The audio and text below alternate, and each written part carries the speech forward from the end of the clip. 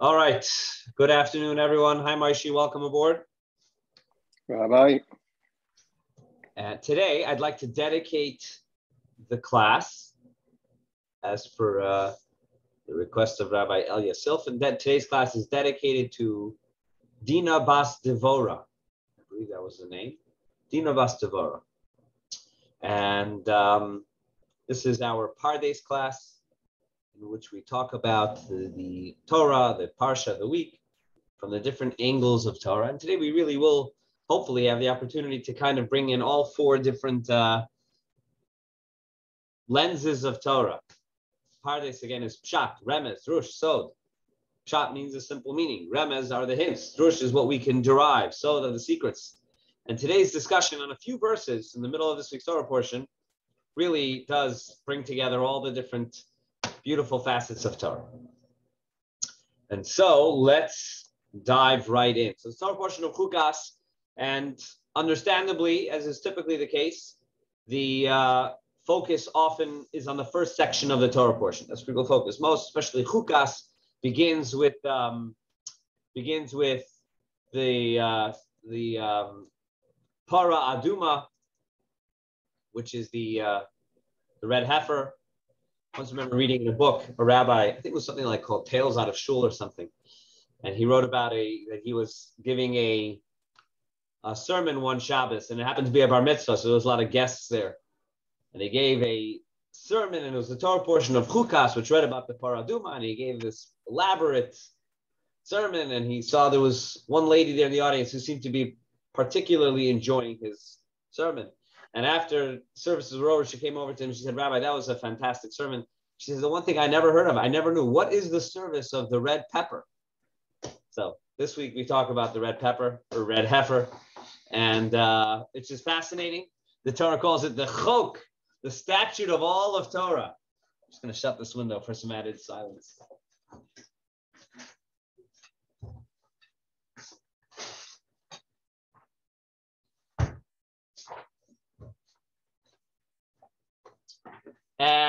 But we're going to go really further into the Torah portion. There are other fascinating elements of the Torah portion, including the strange episode in which Moshe struck the rock instead of talking to the rock, and somehow that was perhaps Moshe's greatest mistake in his life, which caused that he could not enter the land of Israel because of it.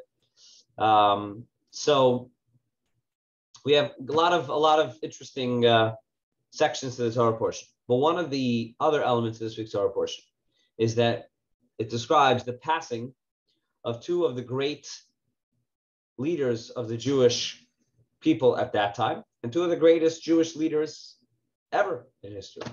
And that is Aaron, the high priest, and Miriam, the sister of Moshe. So let's describe one of those. Let's read through the section of the Torah which describes the passing of Aaron the high priest, and we'll draw some beautiful messages from it. Verse number 22 in chapter 20. Hopefully you see the screen in front of you. Vayis'u me Kadesh, the Jewish people traveled from Kadesh, Vayavayu bnei Yisrael, Kol ha'eda Hor Hahar. And all of the people arrived at Hor Hahar, Mount Hor. Now Rashi wants to address something, which is, why does it say Kol ha'eda? You see, in English, very often the translation doesn't capture the Hebrew word, the nuances in the Hebrew, and this would be an example of that. In English, it says they traveled to Kadesh, the entire congregation of the children of Israel arrived in Mount Har. But in Hebrew, Vayavo bnei Yisrael, Kol ha'eda Har Hahar, the words Kol ha'eda seem to be extra. It could have simply said Vayavo bnei Yisrael Har Hahar, that the children of Israel arrived at Har Hahar. Why the added words Kol ha'eda, the entire assembly? We would have known that without the words Kol ha'eda. So Rashi addresses that by saying Kol ha'eda is not just describing the fact that there was an entire congregation, but rather Kulam Shleimim. They were all perfect. Ve'omdim lihikones la'aretz, ready to enter the land. Shelo yahaya behen echad me'oisam shenigzera gzeira aleim shekvar kalu me'sei midbar. for all those destined to die in the desert had already perished. And these were of those about whom it was written, Chayim kulchem hayom. So actually, what's fascinating is that in the middle of this week's Torah portion, we jump 38 years. The Torah portion here, we know that last week's Torah portion was the episode of Korach. We know that Korach's argument against Moshe took place right after the story of the spies. So you have the spies. Now, we know that the story of the spies took place approximately a year and a half after the Exodus from Egypt. So the spies take place a year and a half after the Exodus of Egypt. Right after that, you have the argument of Korach, which is last week's Torah portion. The beginning of this week's Torah portion, Zos Chukas HaTorah, got assumed, was right after the story of Korach. And then what we find over here is that the Jewish people are on the footstep of entering the land of Israel, which means this is 38 years later, because they were in the desert for 40 years. So right in the middle of this week's Torah portion, we have a 38-year gap. We have a 38-year jump. And so therefore, all of the Torah, there's 38 years in which really there's not much spoken about. So sometimes, you don't realize that as you read through the Torah portion, you think, okay, this one story happened right after the other. This is actually 38 years later. Anyways, at this point, the Jewish people are now, this is the group that will enter the Holy Land. This is the group about which Moshe talks to at the end of his life and says, Chayim kulchem hayom, you are all alive today and ready to enter the Holy Land.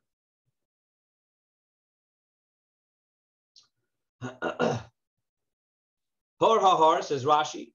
Why is it called Hor HaHar? The mountain, it literally means like the double word mountain. The mountain of mountains, says Rashi. A mountain atop a mountain, appearing like a small apple atop a big apple. Although the cloud went in front of them and leveled out mountains, three of them remained, Mount Sinai, Mount Nebo, and Mount Hor. Those are the three mountains which remained in the desert, each of which served a very important purpose for the Jewish people.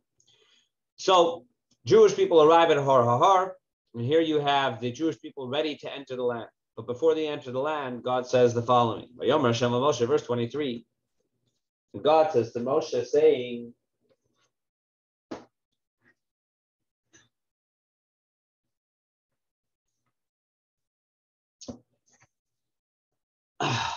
God says to Moshe and Aaron on Mount Hor, and he says the following, verse 24. Ye'asef Aaron el Amav.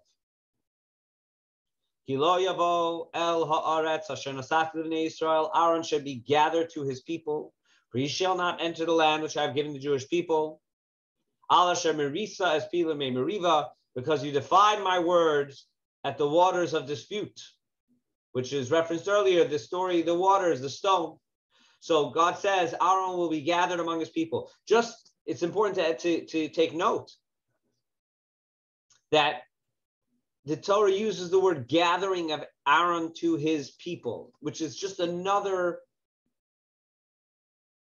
source that we have in which Torah says that death is not final. Whenever the Torah uses these words, it's implying that Aaron is just continuing his journey now in a different realm. He is being gathered. If death was final, if death was the end, then there is no being gathered to his people. Or elsewhere it says gathered to his fathers, his parents. The fact that it's gathered to his people is the Torah's way of telling us that death is not the end. Death is the end of life here on earth, and a continuation. Aaron is being gathered for the next realm in the journey of his soul. So those words are another source to that idea, which is emphasized and re-emphasized in Torah, that death is not the end. Death is the end, is the conclusion of one journey of the soul and the continuation into another journey for the soul.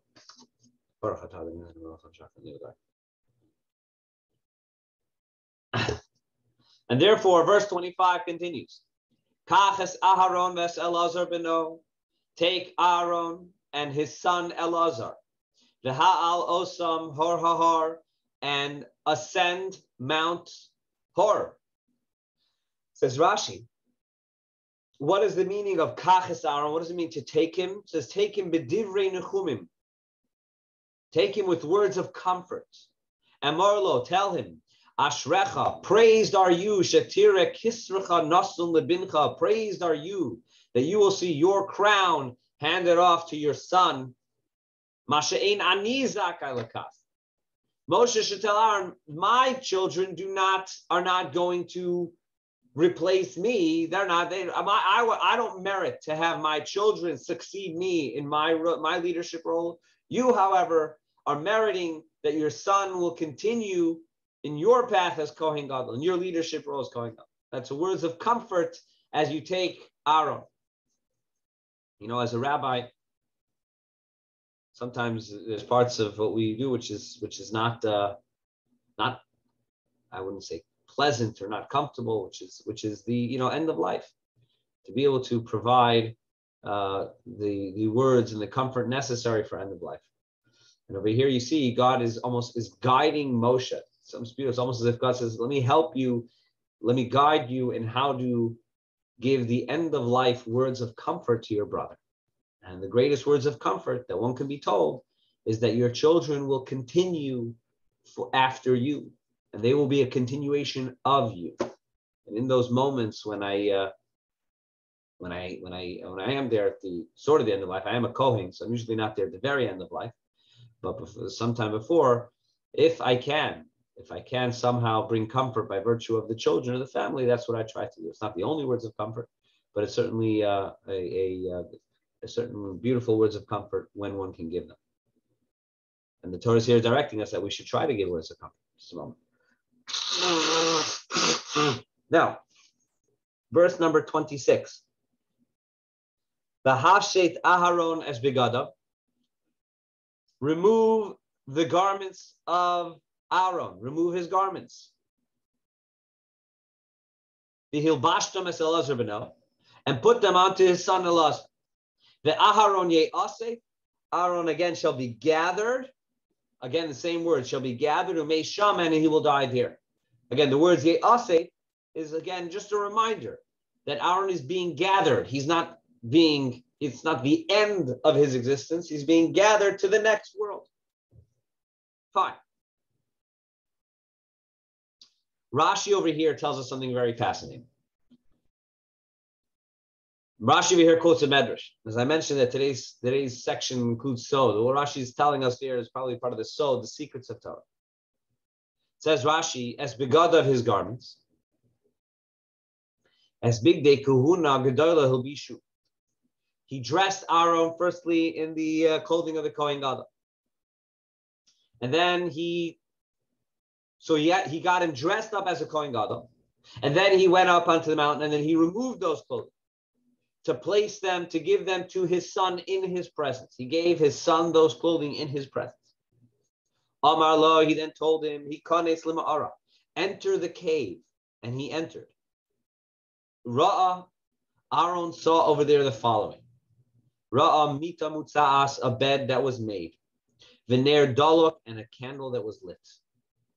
Moshe said to him, Amar le alayla mita, go up onto the bed, va'ala, and he did. Pshot yadcha, stretch out your hands, upashat, and he did. Kmotz picha, close your mouth, and he did. Atzum einecha, shut your eyes, and he did. And at that moment, Aaron passed away. When Moshe saw this, miyad chamad Moshe la'osan misa. Moshe was jealous. I shouldn't say jealous. He desired that type of death. Zehu shenemar, and that's why when it talks about Moshe's passing, in the end of the book of Dvarim, God says the word, you are going to die as your brother died. Why does he say as your brother died? As if Moshe doesn't know what death is. Why does God have to tell Moshe as your brother died? But God was saying, just as you saw the passing of your brother, and you desired it, you saw that's the most beautiful way of passing away, of the neshama moving on to the next world, and that's what you wanted. God says, I am going to give you that gift, so to say, of the same death that your brother had. From time to time, we come across this type of passing. Someone in ripe old age was able to is able to go peacefully, so to say. It's really a tremendous gift, especially when we see how often there's so much suffering connected to that. Anyway, this is what happens. And that's what takes place. Verse 27, Vayas Moshe kasher tzivo Hashem. Moshe does exactly as God commands. Vayalu el hor hahar. And they ascend hor hahar le'eni kol ha'eda, the presence of the entire congregation. Verse 28, Vayashid Moshe Saras Vadav removes his clothing, Vayabashos Elazar Beno, and he puts it onto his son Elazar. Vayam Moshe Aaron Shabro Shahar, and Aaron dies there. Vayirid Moshe Elazar Menahar, and Moshe and Elazar descend from the mountain. Verse 29, Vayiru Kol Ha'eda Kigava Aaron. The entire congregation saw that Aaron had passed away. Vayivku Aaron Shloshim Yom Kol Beis Yisrael, and the entire nation of Israel mourned him for 30 days. So Rashi over here fills in some very important things. Vayiru Kol Ha'eda, and the entire nation saw that Aaron had passed away. Says Rashi, what does it mean they saw? He went up on the mountain, they went into a cave. How could the whole nation have seen that Aaron passed away? There's no way they could have seen it. So here the Rashi again fills in with the Medrash. Hisharo Moshe and Elazar Yardim, where they saw Moshe and Elazar and Aaron go up on the mountain, and they saw that only Moshe and Elazar came down from the mountain. Amru, they said, Heichanu Aaron. They said, where did Aaron go? Amar Lahem, to which they said, Mace. Aaron died. So they said it can't be he died. Aaron was the one who protected all of us from death. He was the one who was the anti-death. Whenever there was death in the world, he stopped it. That's what he said. The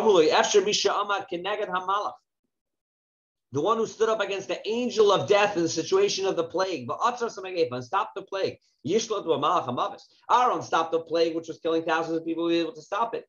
How can you suggest that Aaron died? And therefore, they were suspicious of Moshe and Elazar. They said, tell us where he is. Miyad bikesh Moshe rachamim.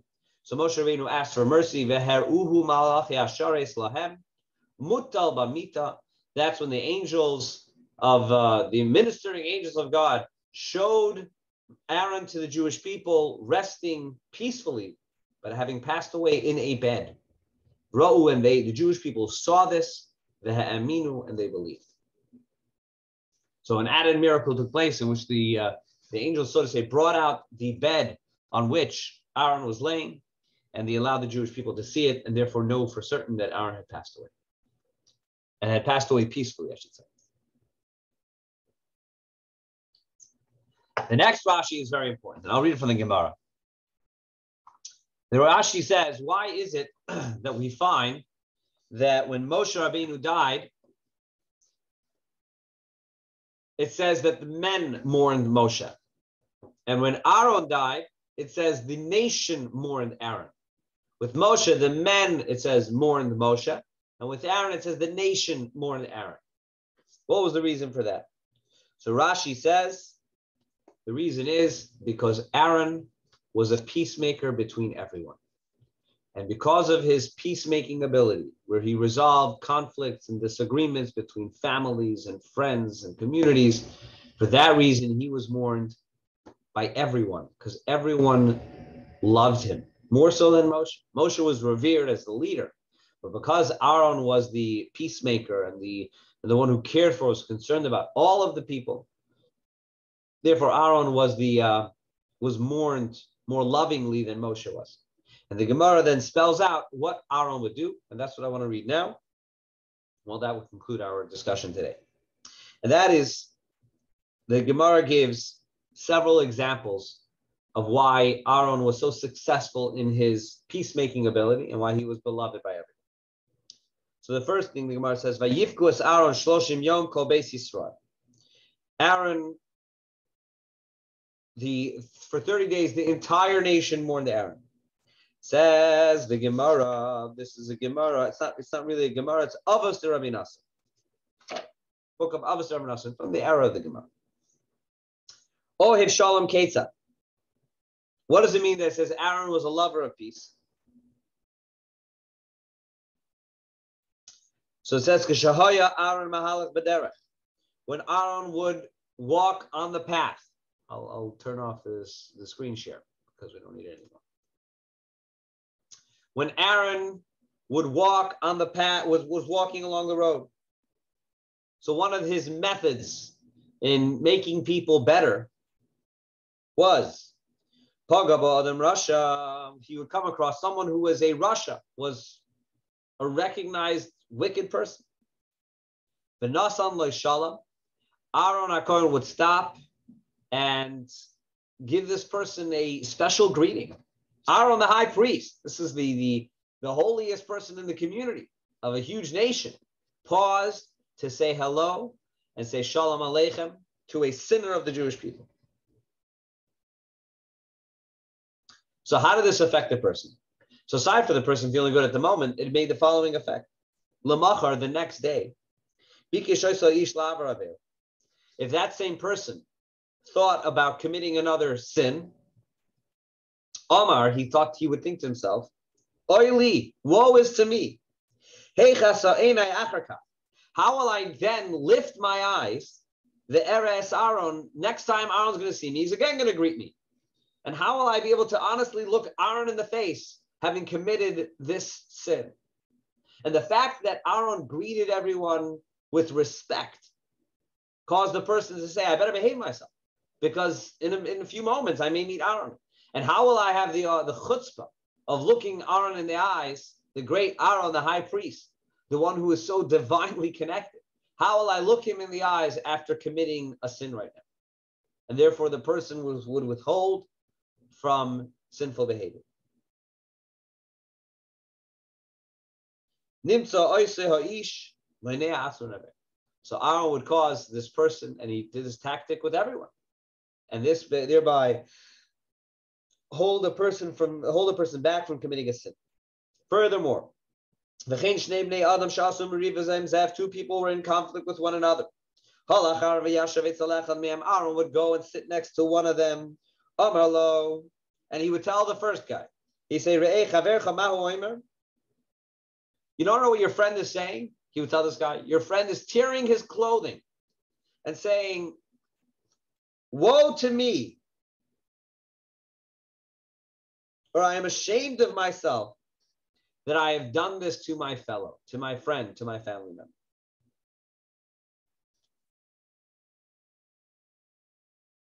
And he would continue to to say this message over and over until this person's heart softened towards his friend or towards his family member or towards his spouse. If my friend, if my spouse, my family member feels terrible about harming me, how could I be angry at them? And then Aaron would go and have the same process would repeat itself to the other guy. You go to the other guy and say, your friend, your spouse, your brother-in-law, they feel terrible. They feel awful about how they've harmed you. What would happen, the result of which is, as soon as these two people would meet each other again, they would embrace and kiss one another, because Aaron's tactic had brought them together. Because of this, says the Avos of Nasan, for this reason it says, that all of the nation of Israel mourned Aaron. Now, these two examples from the Medrash share about Aaron's not just two tactics, but two agendas. He had an agenda of making peace between people, and he had an agenda of bringing people close to Hashem. But each one he did was from a place of love, not a place of rebuke, not a place of criticism, but a place of love. And in fact, the different Medrash says that on a simple reason, you want to know why everyone loved Aaron? Because he never, when making peace, he never told a person, you are at fault. He never, whether it was a husband or wife or two friends, he never approached the situation with either side and said, this is your fault. It was always about finding a solution without placing blame, which is such a simple idea, yet such a profound idea. If we can resolve a problem between people without placing blame, each person in most conflicts Both sides have a logic to what they're saying. And if you go to one side and say, you're the one who's at fault, or this is your problem, that usually is a recipe for, I don't know about disaster, but it's a recipe for an issue not being resolved because nobody wants to be blamed. And as soon as you blame me, I shut down the conversation. Aaron understood this, and therefore he resolved issues without placing blame. And that's why Aaron was so successful. And that's why Aaron was mourned by the entire nation, more so than the great Moshe. Aaron was mourned by everyone. The entire nation mourned him. And his approach is one which the sages tell us is one we should adopt. And we should try to do the same. So situations come up in which there's conflict. We all know of conflicts. And if and when, firstly, we should insert ourselves into the situation and try to resolve it. And when we are resolving it, stay away from placing blame. Stay away from determining who's at fault. It doesn't matter. What matters is what is the process which will lead to a peacemaking and to bring the people together. And that's what Aaron teaches us. All right, with that, we'll conclude. Have a wonderful Shabbos, everyone. I hope we'll get to study again next week, or some of you may join me again tomorrow for our Talmud class, and look forward to studying again in the future. I'll turn off the recording.